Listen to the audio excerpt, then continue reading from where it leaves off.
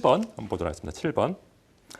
리스크 측정 기준에 대한 설명 중 잘못된 것은 1번.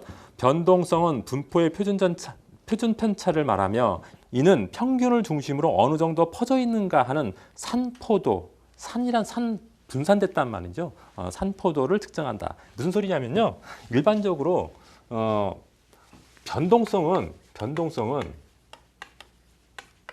표준 편차하고 똑같은 말이라고 보면 돼요. 표준 편차하고 변동성하고 표준 편차는 뭐 변동성이라는 것은 이렇게 왔다 갔다 한 가만히 있는 게 아니라 왔다 갔다 하는 것을 변동성이 있다고 그러잖아요.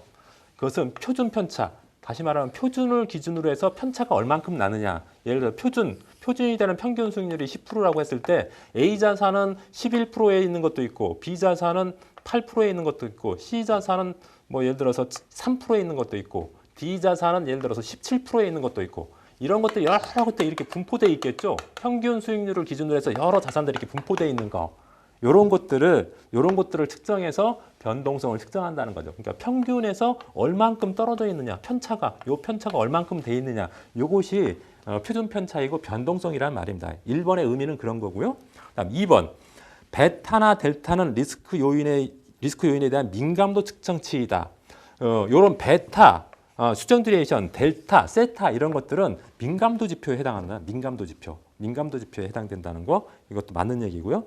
그 다음에 3번 표준 편차가 리스크의 척도가 되려면 정규 분포를 가정해야 된다. 일반적으로 바와 다르게 VAR과 다르게요. 표준 편차는 정규 분포를 가정하고 있습니다. 그래서 3번도 맞는 얘기고요. 4번 VAR은 대칭적인 수익률 분포에서 계산되며 상향이익과 하향 손실을 모두 고려한다. 이게 틀렸네요. 표준 편차는 이게 맞는 말인데요. 4번이 표준 편차라고 하면 맞는 말인데 바는 틀려요. 위험을 측정하는 기준 중에 이렇게 위험을 측정하는 기준은 이런 표준 편차로 위험을 측정하는 방법이 있고요. 시장 리스크는 이렇게 바를 기준으로 측정한다고요. 표준 편차가 아니라 바를 기준으로 위험을 측정해요. 근데 이 바는 표준 편차와 달리 정규 분포를 가정하지 않습니다. 정규 분포를 가정하지 않고 표준 편차는 상향 이익과 하향 손실을 다 가정을 하는데 바는 하향 손실 쪽에만 포인트를 맞춰서 계산하는 거예요. 최대 예상 손실액이라 했잖아요. 그렇죠? 요 바의 개념이 최대 예상 손실이라고 그랬잖아요. 그래서 이것은 바는 상향 이익은 별로 고려하지 않고 손실에만 조금 포인트를 맞춰서 계산하는 방식이 바입니다. 그래서 4번이 틀렸고요. 핵심 포인트 해설 거의 2번에 보면은 시장 리스크 측정 시 표준 편차보다 바를 선호하는 이유 나와 있죠. 표준 편차도 위험을 측정하는 거고 VAR, 바도 위험을 측정하는 건데 일반적으로 시장 리스크 측정할 때는 바를 선호한다 그랬어. 그 이유가 뭐냐가 1번, 2번, 3번 이것도 좀 꼭 기억하시기 바랍니다. 첫 번째, 표준 편차는 조금 전에 말했다시피 정규 분포를 가정하는데 바는 정규 분포를 가정하지 않아도 되니까 좀 더 간단하겠죠. 그 다음에 두 번째, 정규 분포 하의 변동성은 정규 분포 하의 변동성. 그러니까 다시 말하면은 표준 편차에 의한 변동성은 그 상향 이익, 하향 손실을 모두 고려하고 있지만은 바는 하향 손실에만 초점을 두고 있다는 점. 조금 전에 말씀드렸죠. 그러니까 더 심플하죠. 그다음 3번 VAR은 금융기관이 목표 신용등급을 유지하기 위한 소요 자기자본 계산할 때 용이하다. 이것은 다음에 문제가 또 나오니까 그때 설명드리겠습니다. 소요 자기자본 계산할 때 요 바가 유용하게 쓰인단 말이에요. 그래서 이런 점 때문에 시장 리스크를 측정할 때는 표준 편차로 하지 않고 뭘로 한다? 바, VAR로 측정한다는 거 꼭 기억하시기 바랍니다. 다음 8번 보도록 하겠습니다. 포트폴리오 바와 개별 자산 바의 관계에 대한 설명 중 잘못된 것은 바라는 게 뭐라 그랬죠? 최대 손실 금액이라 했잖아요. 최대 손실 금액. 간단하게 말하면 끝자리만 바라는 것은 결과적으로 최대 손실 금액을 말하는 거예요. 그런데 여러 자산에 분산하면 손실 금액이 줄어들까요? 더 많아질까요? 일반적으로 A라는 자산 하나에 투자하는 것보다 A 자산 플러스 B 자산 두 개에 투자하는 게 위험이 더 줄어든다 그러죠. 왜 그래요? 위험이 분산되니까 더 줄어든단 말이죠. 근데 여기서 요 한 자산에 투자되는 바를 뭐 이렇게 표시합니다. VAR의 A. 그러니까 A 자산에 투자했을 때 최대 손실 금액 이렇게 보는 거고요. 요것은 두 개 자산을 합한 거니까 VAR의 P, 포트폴리오 바라고 표현을 하거든요. 포트폴리오 바라고. 개별 바는 이렇게 개별 그 자산의 그 기호를 쓰고 포트폴리오 바는 P라는 포트폴리오의 앞자인 P를 써서 하는데 요거 계산하는 거 반드시 좀 기억하셨으면 좋겠습니다. 조금 전에 한번 말씀을 드렸지만은 개별 바는 알파 신뢰 수준 계수 곱하기 자산 그게 주식이면 주식 금액, 채권이면 채권 금액, 요 자산 가치, 그 다음에 변동성, 이것은 표준 편차라고 그랬죠? 표준 편차 곱하기 주식인 경우에는 베타를 곱하고요, 채권인 경우에는 수정 듀레이션을 곱하고, 그 다음에 옵션인 경우에는 델타를 곱합니다. 이게 민감도 지표를 곱해주는 거예요. 어떤 개별 자산이든 요 세 가지는 반드시 들어가요. 요 신뢰 수준. 근데 요 신뢰 수준 계수는 아까 두 가지가 있다 했죠. 요 두 가지. 하나는 95% 신뢰 수준이 있다 했고 또 하나는 99% 신뢰 수준이 있다고 했죠.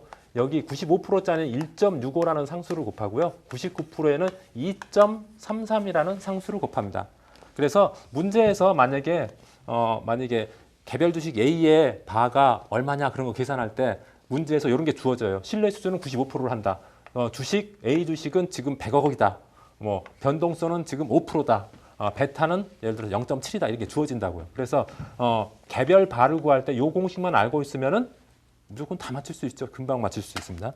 여기서 하나가 더 추가된다고 하면은 이제 기간이 아까 여기 바는 목표 기간이라는 게 있잖아요. 목표 기간이 만약에 25일이다, 9일이다 나오면은 거기다가 루트 n, 만약에 25일이면 루트 25, 9일이면 루트 9 이렇게 추가로 여기가 더 들어가는 거고, 요게 만약에 없으면은 제시가 안 되면 요 세 개만 곱하면 돼요. 그러니까 요것은 무조건 좀 개별적으로 꼭 기억하셔야 됩니다. 가끔 이거 묻는 계산 문제가 있을 수 있으니까요. 근데 공식만 알면은 그렇게 어렵지 않죠.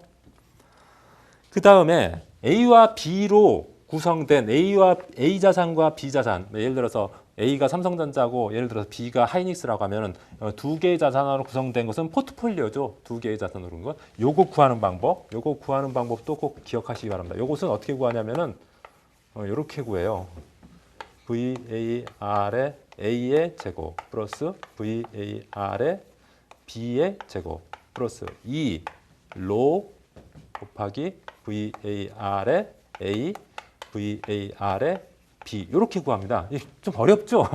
쉽지는 않습니다. 근데 요거 자세히 보면은 우리 어렸을 때 중학교 다닐 때 A 플러스 B의 제곱은 A 제곱 플러스 B 제곱 플러스 2AB 이런 거 기억나시죠? 요 공식 요거하고 비슷해요. 이게 A 제곱 B 제곱 2AB잖아요. 이게 로라는 게 하나 더 들어갔죠. 로는 상관계수입니다. 상관계수. 두 자산 간의 상관계수. 그래서 만약에 시험 문제에 나오면은 요거 값이 얼마고 요 값이 얼마고 로 값이 얼마라는 게 주어져요. 그래서 요것을 숫자만 딱 대입하면 요 포트폴리오 바의 값이 나오겠죠. 그래서 요 두 공식은 반드시 외우셔야 됩니다.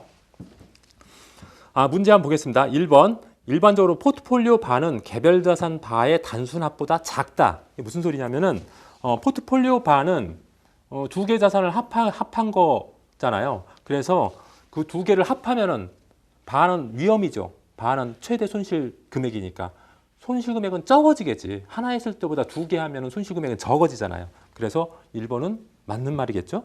다음 2번. 두 자산의 상관계수가 1이면 분산 효과는 전혀 없다.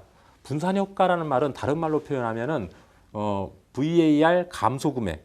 다른 말로 표현하면 위험 감소 금액이라고 볼 수가 있겠죠. 상관계수가 1인 경우, 예를 들어서 A 자산과 B 자산이 상관계수가 1이라는 것은 뭐냐면은 상관관계가 똑같다는 거예요. 예를 들어서 삼성전자의 위험도가 예를 들어서 이게 평균 수익률이 10%인데 어떤 자산은 예를 들어서 플러스 12%짜리가 있고 어떤 자산은 마이너스 7% 자산도 있을 거고 어떤 자산 또 플러스 12%가 있고 어떤 자산은 7%가 있을 거. 어떤 사람은 마이너스 5%짜리도 있을 거고 평균이니까 평균보다 높은 것도 있고 평균보다 낮은 것도 있잖아요. 이럴 때 A 자산도 12% 나고 B 자산도 12% 난다고 하면 이것은 두 개 다 상관관계가 1이라고 보는 거예요. 그러니까 관련성이 똑같으면은 1이라고 보고요. 관련성이 완전 반대면 마이너스 1. 그다음에 그냥 평균 수준이면 그냥 0이라고 보는 겁니다. 그래서 여기서 보면은 두 자산의 상관계수가 1이면 분산효과가 전혀 없죠. 만약에 똑같은 수익률 똑같이 난다고 하면은 분산효과가 없는 게, 분산효과라는 것은 위험감소 효과잖아요. 똑같이 수익 난다는 것은 만약에 빠지면 똑같이 12%씩 빠진다는 소리를 의미하잖아요. 이건 분산효과가 전혀 없는 거죠. 하나 빠질 때 하나는 올라가고 있어야지. 그래요? 예를 들어서 이 자산하고 요 자산하고 만약에 두 개를 산다고 하면 요거 빠질 때 요건 올라가겠죠. 이런 게 분산효과가 있는 거죠. 그죠? 똑같이 상관관계가 1인 것은 분산효과가 전혀 없습니다. 그래서 2번도 맞고요. 3번, 상관계수가 0이면 포트폴리오 VAR은 개별 자산의 바의 단순 합보다 작다. 포트폴리오가 0이라도 분산효과는 있으니까 3번이 맞는 말이죠. 다음 4번, 상관계수가 마이너스 1이면 리스크 분산효과가 가장 작아진다가 아니라 상관계수가 마이너스 1이면 리스크 분산효과가 가장 커집니다. 가장 커집니다. 리스크 분산효과가 커진다는 것은 수익이 커진다는 게 아니라 위험이 거의 없어진다는 소리를 의미하는 거잖아요. 그래서 4번이 정답입니다. 그 핵심 포인트 해설에 그 2번에 1번 개별바 계산하는 것 제가 꼭 외우라고 말씀드렸고, 그 다음에 포트폴리오바 계산하는 것도 반드시 외우셔야 되고요. 그 다음에 3번 한번 보세요. 3번 그 포트폴리오 구성 시 위험 감소 효과, 다른 말로 표현하면 분산 효과, 그 VAR 감소 효과 똑같은 말입니다. 분산 효과는 어떻게 계산하냐면은 그 개별 자산 바의 합계에서 포트폴리오 바를 빼서 계산하는 거죠. 만약에 요 두 개로 구성되는 만약에 두 개로 구성하면은 A 따로 B 따로 했을 때보다 따로 투자했을 때보다 이렇게 두 개를 합해서 투자하면은 위험이 좀 감소하겠죠. 분산 투자가 되는 거니까. 그러면은 분산 투자 됐을 때 얼만큼 위험이 감소하느냐 요거 묻는 거거든요. 그것은 어떻게 계산하냐? 분산 효과, 위험 감소 금액은 위험 감소 금액, 다른 말로 하면 위험 감소 금액이죠. 위험 감소 금액을 어떻게 구하냐? VAR의 A에서 VAR의 B, 요 개별 자산의 위험을 합한 거에서 포트폴리오 VAR P 두 개를 다 같이 투자한 것의 위험을 빼면은 요 위험 감소 금액이 나온다는 소리죠. 그 내용이 지금 3번에 나와 있고 3번에 1번에 나와 있고요. 그 다음에 상관계수가 1인 경우, 0인 경우, 마이너스 1인 경우 조금 전에 제가 문제 풀 때 말씀을 드렸으니까 추가 설명을 안 하도록 하겠습니다. 하여튼 여기 나와 있는 1, 2, 3번 전부 다 중요하니까 여러분들이 꼭 기억하시고요. 9번 한번 보겠습니다. 변동성을 추정하는 방법 중 오래된 수익률일수록 가중치를 감소시켜 변동성을 구하는 방법. 우리 VAR에서 보시면은 어떻게 구하냐면은 그 신뢰계수, 신뢰 수준 상수에다가 자산에다가 요게 뭐라 했죠? 표준 편차인데 요거 변동성이라 했죠. 변동성을 추정해야 되잖아요. 변동성 추정하는 방법이 네 가지가 있습니다. 네 가지가. 그 네 가지가 있는데 첫 번째는 변동성의 시간 가변성을 이용하는 방법이 있고요. 두 번째는 리스크 매트릭스 방법이 있고요. 세 번째는 단순 이동 평균 모형으로 구하는 방법이 있고, 네 번째는 옵션 가격을 역산해서 하는 내재 변동성을 통해서 구하는 방법 네 가지가 있는데요. 여기서 지금 문제에서 나와 있는 것은 그 변동성 추정하는 방법 중 수익률이 오래된 수익률수록 가중치를 감소시키는 것은 리스크 매트릭스 방법입니다. EWMA 방법이라고 하는데 정답은 1번이고요. 2번, 3번, 4번은 거기 핵심 포인트 해설에 나왔으니까 제가 조금 전에 말씀드린 내용이고요. 리스크 매트릭스는 오래된 수익률, 오래된 그 수익률은 가중치를 좀 감소시키고 최근의 수익률은 가중치를 좀 늘려가는 그런 방법으로 변동성을 측정하는 방법이고요. 단순 이동 평균 모형 같은 경우에는 그런 최근 거나 오래된 거나 다 동일한 가중치로 해서 변동성을 구하는 방법이고요. 옵션의 내재 변동성을 통한 내재 변동성을 통한 변동성을 구하는 방법은 어떤 거냐면은 옵션 가격 구할 때 우리 예를 들어서 45는 9 곱하기 x다. 그러면 x 구할 수 있죠. 요 값과 요 값을 알고 있으면 요 값을 역산해서 요 x 값이 5라는 것을 구할 수, x는 결국 45 나누기 9 이렇게 해서 구할 수 있잖아요. 이렇게 해서 구할 수 있는 것처럼 옵션 가격은 블랙 쉘즈 모형에 의해서 옵션 가격은 여러 가지 이렇게 변수가 있는 과정에 이 표준 편차가 하나 들어가요.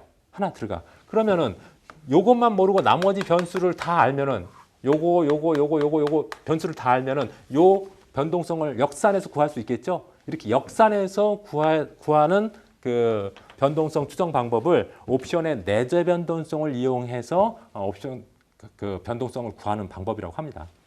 그런 내용이 좀 어렵게 나와 있는데 그 일반적으로 그 파생 상품에서 우리나라 코스피 200 옵션 같은 경우에는 이 내재 변동성을 이용해서 옵션 가격을 추정하고 있습니다.